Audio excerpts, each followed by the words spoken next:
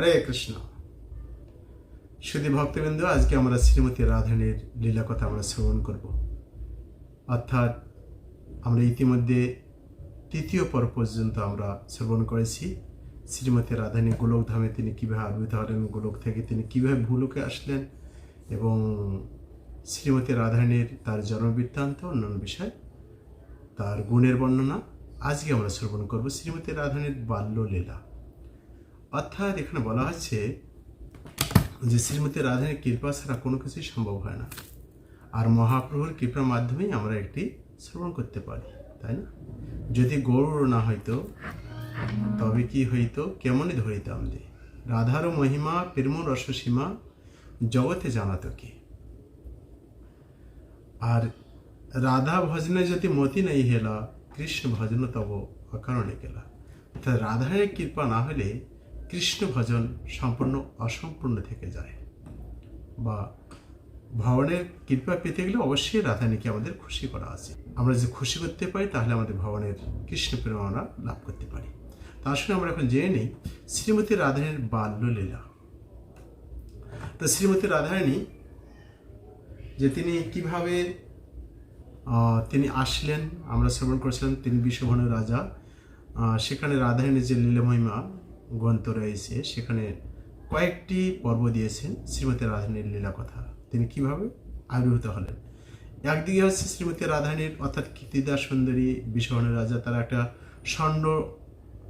স্বর্ণ ডিম্বক তারা প্রাপ্ত হয়েছিল, সেখান থেকে রাধারানী এসেছিল। আর এক জায়গায় বর্ণনা রয়েছে যে সেই হিমালয় পর্বতের পুত্ররূপে পার্বতী দেবী এসেছিলেন। তাকে কেন্দ্র করে পরবর্তীতে বিন্ধ্যাচল পর্বত রাধারানী এবং চন্দ্রাবলীকে প্রাপ্ত হয়েছিলেন। পরবর্তীতে সেটি পুতনা নিয়ে আসে এবং বৃন্দাবনে দুই জায়গায় প্রেরণ করেন। একটা হচ্ছে রাভেলে শ্রীমতী রাধারানী, আর রাভেল যার প্রতিমন্ত্রী আছে চন্দ্রাবলী। তা যখন রাধারানীকে প্রাপ্ত হয়েছিলেন, শ্রীমতী রাধারানী তিনি অন্ধত্বের ন্যায় আচরণ করছিলেন। অনেকেই দুঃখী তারা হয়েছিল যে এত সুন্দর রূপবতী, এত সুন্দর সব কিছু রয়েছে, কিন্তু চোখ দুটো অন্ধ হলো। যাই হোক, অনেক কিছু হয়ে যায়। আস্তে আস্তে শ্রীমতী রাধারানী কিছুটা সবাই অত্যন্ত আদর যত্ন করতেন, স্নেহ করতেন, পরম সেই রূপবতী ছিলেন। এর পরবর্তীতে আমরা দেখবো যে কিরকম তার রূপের বর্ণনা ছিল।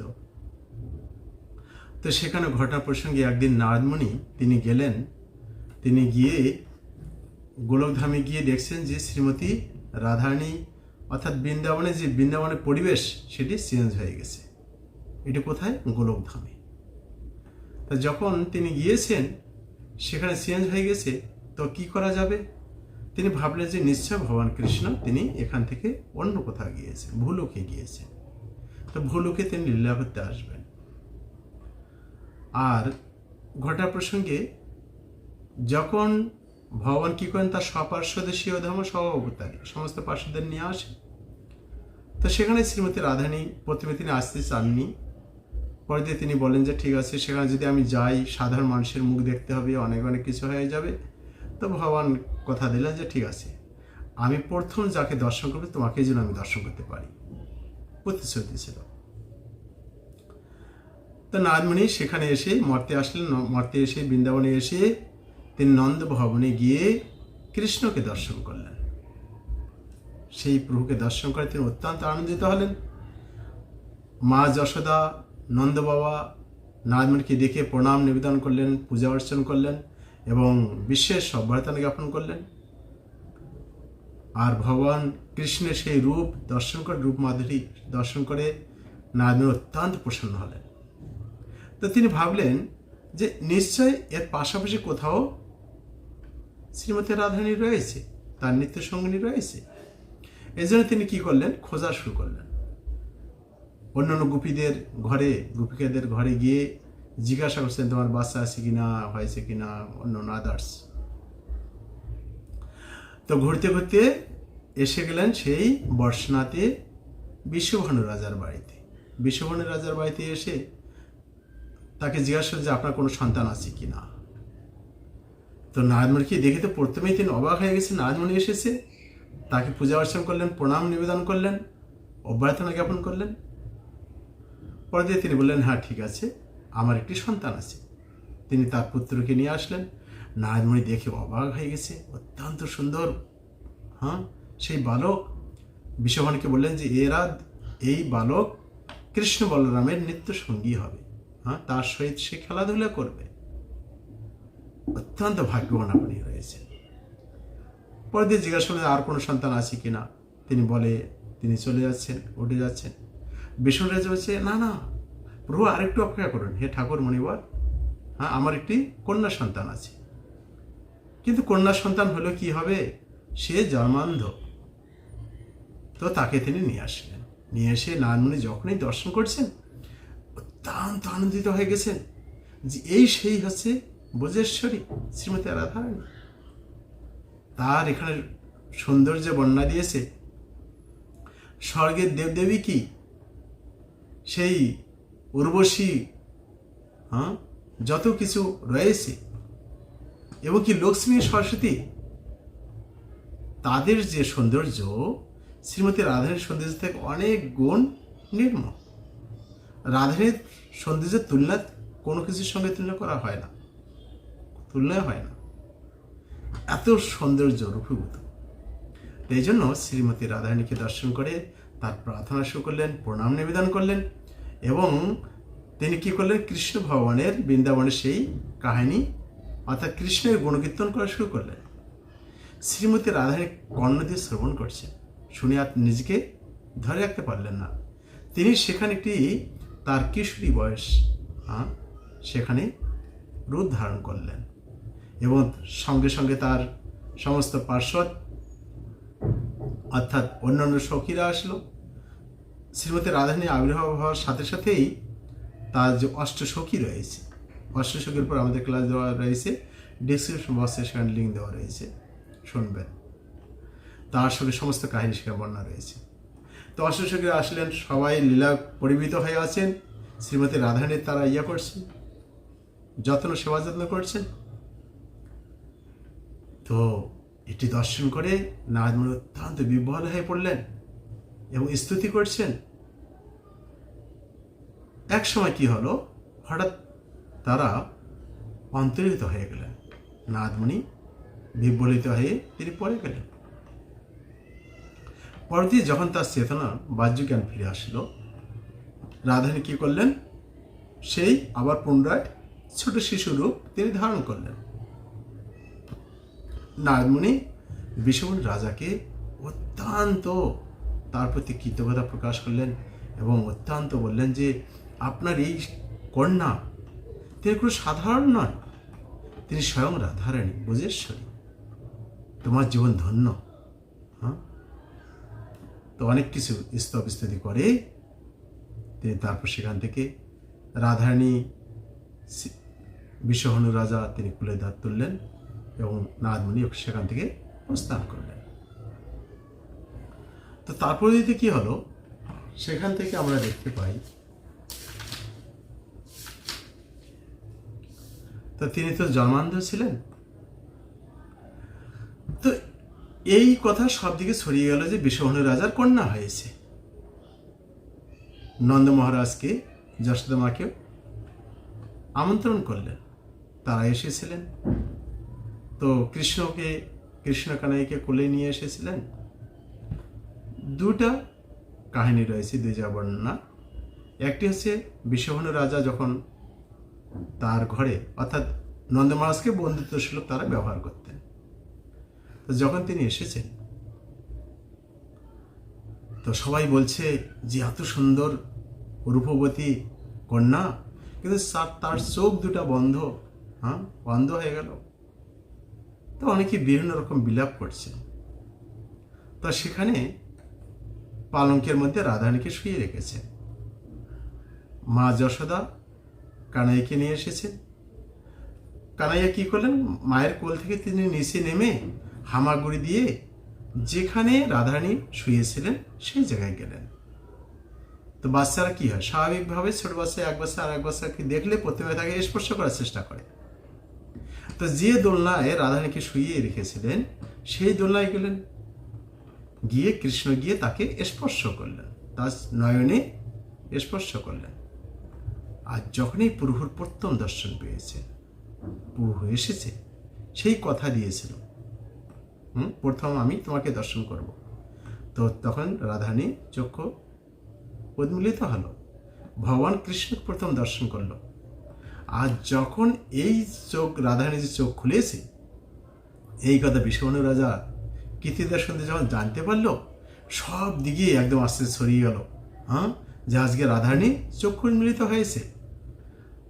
আর কৃষ্ণের সংস্পর্শ পেয়ে এতে কি হলো, অত্যন্ত আনন্দের সাথে তারা বিভিন্ন রকম প্রোগ্রাম করা শুরু করলেন। আর নন্দ মহারাজের সাথে তার যে বন্ধুত্ব অত্যন্ত ঘনিষ্ঠ হলো, কেননা নন্দ মহারাজের মাধ্যমে এটি হলো। আর এক জায়গা হচ্ছে, যখন শ্রীমতী রাধারানী তিনি এই জন্মান্ধ ছিলেন, তো তাকে দেখতে, অর্থাৎ যেহেতু বাড়িতে কোনো একটা সমস্যা হলে বন্ধুকে জানানো হয়, তখন নন্দ মহারাজকে বলছেন, নন্দ মহারাজ এবং যশোদা মা এই শিশু সন্তানটিকে দেখতে এসেছিলেন। তো রাধারানীকে কোলে তুলে নিয়ে মা যশোদা কি করলেন, তাকে আদর করছে। আর কৃষ্ণ নিচে ছিল, কৃষ্ণটার চেষ্টা করছেন মায়ের কোলে, মাকে বলছেন যে আমাকেও কোলে নাও। তো তখন কি করলেন, মা যশোদা তাকেও আরেকটি কোলে তুলে নিলেন, নিয়ে বাচ্চারা যেতে দুই কোলে রয়েছে, মা যশোদা তখন যখন এইভাবে নিয়েছেন, তো কৃষ্ণ তার রাধারানীর চক্ষু স্পর্শ করলেন, রাধারানীর চক্ষু উন্মিলিত হলো। দুই জায়গায় দুই কাহিনী রয়েছে। যাই হোক, চোখে চোখে মিলন হলো।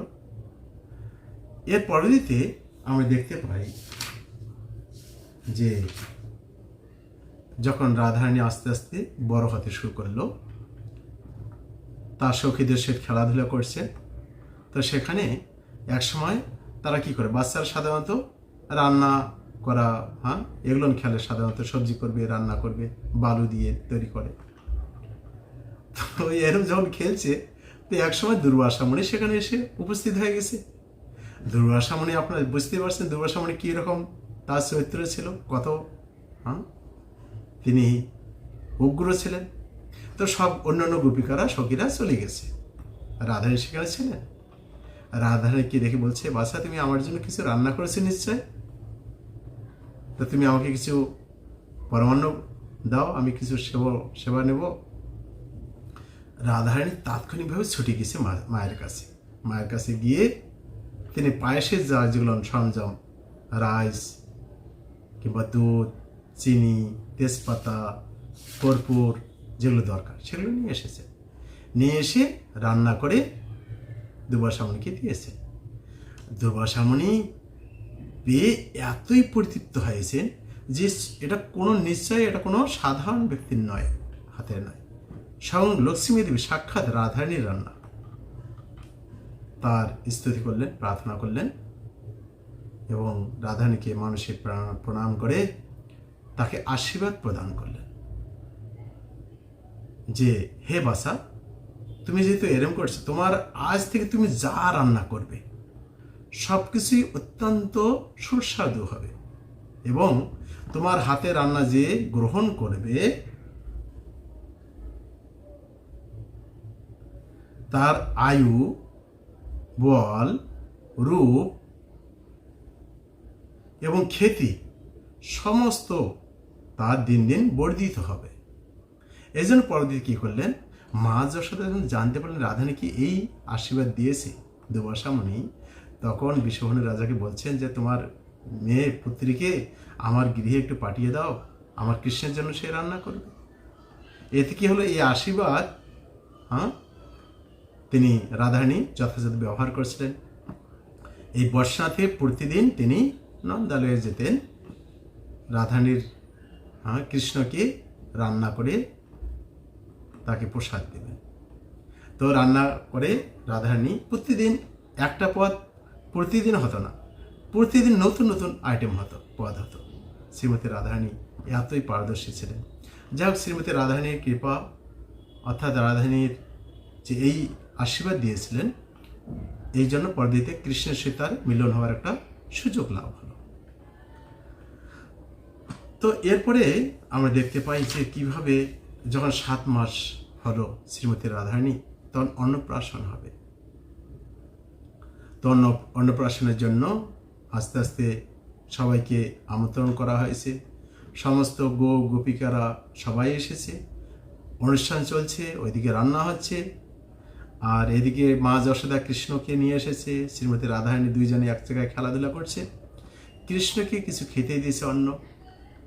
কৃষ্ণ জাস্ট সেই ছোট হাতে খাওয়া শুরু করছে, আর রাধারানী তার পাতা থেকে 1 গ্রাস অন্ন নিয়ে নিজের মুখে দিয়েছে। তো যখন এই লীলাটা অন্যান্য গোপিকারা দেখলেন যে দেখো দেখো রাধারানী তার খাওয়ার হয়ে গেছে, কৃষ্ণের অন্ন সে তুলে খাচ্ছে। তো প্রথম এই অন্নপ্রাশন হয় কৃষ্ণের প্রসাদ দিয়ে শ্রীমতী রাধারানীর। এর পরবর্তীতে আমরা আসবো শ্রীমতী রাধারানীর পৌগণ্ডলীলা। তাহলে আমরা জানতে পারলাম যে শ্রীমতী রাধারানীর আজকে বাল্যলীলা, অপরূপ সেই বাল্যলীলা আপনারা শ্রবণ করতে পারবেন রাধারানী লীলা মহিমা মাধুরীতে। তো আমরা পর্যায়ক্রমে ধারাবাহিকভাবে আমরা চলবো। এর 5ম পর্বে আমরা আলোচনা করব শ্রীমতী রাধারানীর পৌগণ্ডলীলা, অর্থাৎ একটু তিনি বড় হয়েছেন, তারপর তিনি কি করলেন। কোনো কিছু প্রশ্ন মধ্যে তাহলে অবশ্যই কমেন্ট করবেন। আপনারা ভিডিওটি শেয়ার করে অন্যদেরকে সবাইকে জানার সুযোগ করে দেবেন। যদি এগুলো আমরা জানি, তাহলে রাধারানীর প্রতি আমাদের আগ্রহ কিছু বৃদ্ধি হবে। রাধারানীর প্রতি ভক্তি আসলে অবশ্যই আমাদের কৃষ্ণপ্রেম লাভ হবে। হরে কৃষ্ণ।